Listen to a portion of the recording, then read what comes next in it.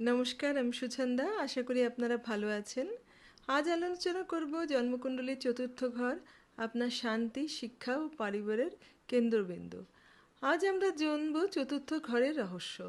এটি আপনার জন্মছকের একটি গুরুত্বপূর্ণ অংশ, যা আপনার বাড়ি, জমি, গাড়ি, পারিবারিক জীবন, মানসিক শান্তি এবং প্রাথমিক শিক্ষার সঙ্গে জড়িত। এছাড়াও এটি আপনার শরীরের ওপরের অংশগুলোর সঙ্গেও সম্পর্কিত। চতুর্থ ঘর কর্কট রাশি, ক্যান্সার দ্বারা শাসিত হয় এবং চন্দ্র বা মন এর প্রভাব বহন করে, যা আমাদের মানসিক শান্তি এবং ইমোশনাল ওয়েলবিংয়ের সঙ্গে সম্পর্কিত। এটি মা পার্বতী দ্বারা শাসিত হয় এবং মায়ের প্রতীক হিসেবে গণ্য করা হয়। এই ঘরটি আপনার মায়ের স্নেহ, পারিবারিক বন্ধন এবং আপনার আরামদায়ক জীবনের প্রতিফলন করে। এটি প্রাথমিক শিক্ষা এবং আপনার শরীরের উপরের অংশগুলিকেও ইঙ্গিত করে।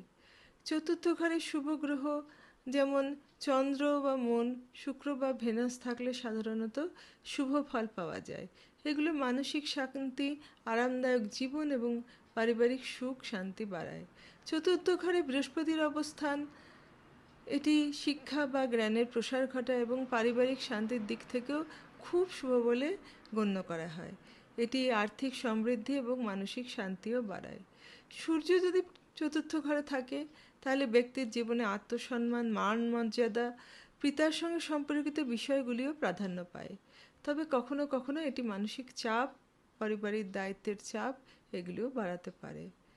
যদি অশুভ গ্রহ কোনো থাকে চতুর্থ ঘরে রাহু কেতুর মতন, তাহলে মায়ের সঙ্গে সম্পর্কে টানাপোড়েন, মানসিক অশান্তি বা পরিবারের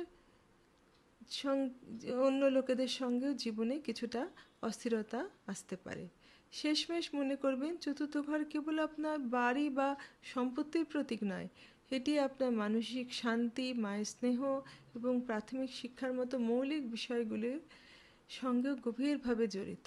তাই এই ঘরটি বোঝা মানে নিজের ভিতরকার স্থিতি এবং পরিবারের সঙ্গে আপনার সম্পর্ককে আরেকটু ভালোভাবে বোঝা। আশা করি আমার এই ছোট্ট আলোচনা আপনাদের ভালো লেগেছে।